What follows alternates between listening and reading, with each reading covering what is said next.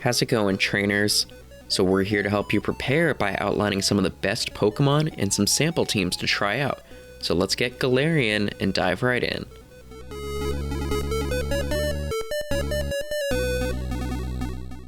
Welcome back, everyone. The Galar Cup is actually a bit different than most of the previous regional cups we've had.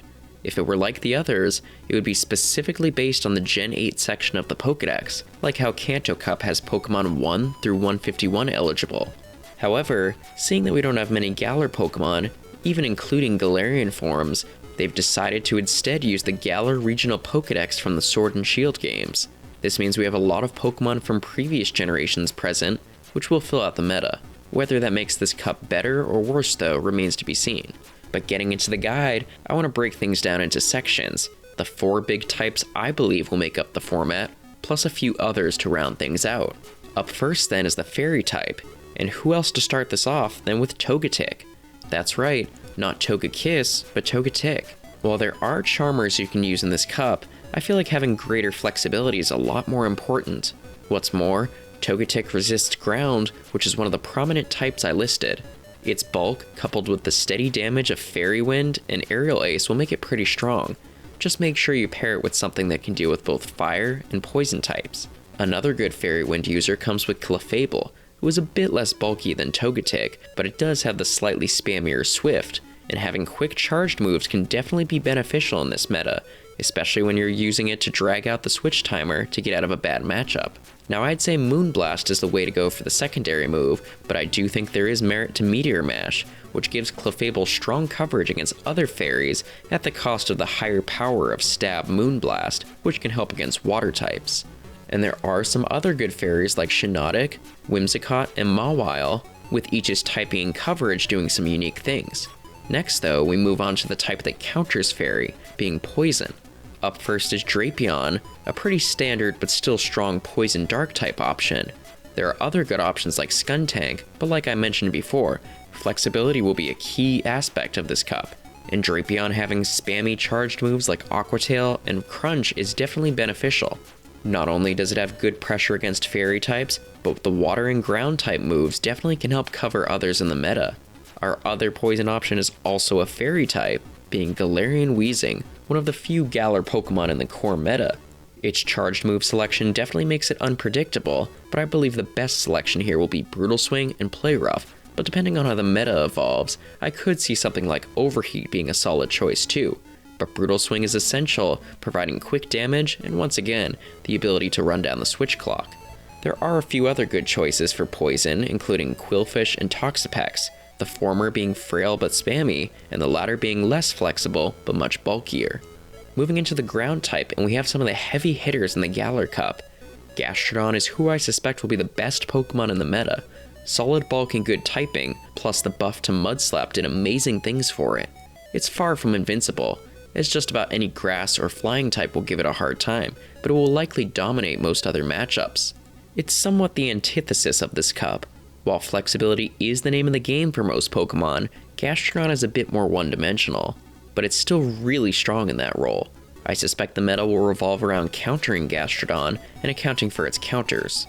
Another strong player comes with Diggersby, who also has high bulk. The nice thing for Diggersby is that fighting types have largely dropped off in this meta, and even Pokemon like Gastrodon don't use water moves, so it still has a strong place here. That said, there are still some Pokemon that resist its moves like Frostlass and Golurk, plus some that have enough bulk to withstand it like Mandibuzz. I'll also make a note of the alternative to Fire Punch for Diggersby being Hyper Beam, a nuke move occasionally seen on it. I don't think it's the best choice for this cup, but it can obviously catch just about any Pokemon off guard, and in some scenarios, it can even enable Diggersby to beat Pokemon like Mandibuzz. Not the move I would choose, but it's definitely something to consider. And there are other strong ground types like Quagsire, Golurk, and Runerigus who will also have use in this cup. Countering ground isn't the hardest thing. Grass types obviously resist ground, but ice types can often get damage out faster to help deal with the previous Pokemon quicker. Frostlass, for example, can chip away at things like Quagsire and Diggersby with its high power Avalanche, and the Ice and Ghost typing can reach a ton of different Pokemon in the meta. With shields on, Frostlass can be an incredible force. And Alolan Ninetales does similar, just with the even quicker Weather Ball. I'd definitely opt for the Powder Snow variant here. Honestly, even Pokemon who beat Alolan Ninetales like Drapion or Gastrodon still lose big chunks of their health from Weather Ball spam. Alolan Ninetales isn't perfect here, but it does excel in flexibility. And rounding out the cup, we have some Pokemon that don't fit into the prior 4 types. This includes Pokemon like Mandibuzz, whose bulk can overpower a lot, Drifblim, whose typing helps it in a lot of matchups like Gastrodon and can also leave your opponent debuffed, Golisopod, who seems like a nice anti-meta pick to counter ground, water, ice, and ghost types, and Greedent, who may not be as good as before, but still has nice bulk and solid coverage, especially with the newly buffed Trailblaze. Let's now move to some teams to try out though. Up first is Mandibuzz, Drapion, and Quillfish, a fairly standard dark double poison team. This team generally has nice coverage and safety, with the exception of ground types like Gastrodon and Diggersby. That said, Drapion and Quillfish's Aqua Tail, and also Quillfish's Ice Beam can still help with those threats. Alternatively though, you could swap Quillfish out for something like Drifblim if you'd like a team that's safer against ground types. Team number 2 has Dusknoir, either Whimsicott or Togetic, and Gastrodon in the back. This team has wide coverage with Ghost, Fairy, and Ground damage, some fairly offensive types. With Dusknoir and Gastrodon specifically, you've got great fast move pressure in your lead and your closer. That said, Dark and Flying types like Drifblim and Mandibuzz can be problematic for this team, so it's very important to try and maintain alignment. Sometimes even sacrificing Dusknoir as the lead can be a good idea.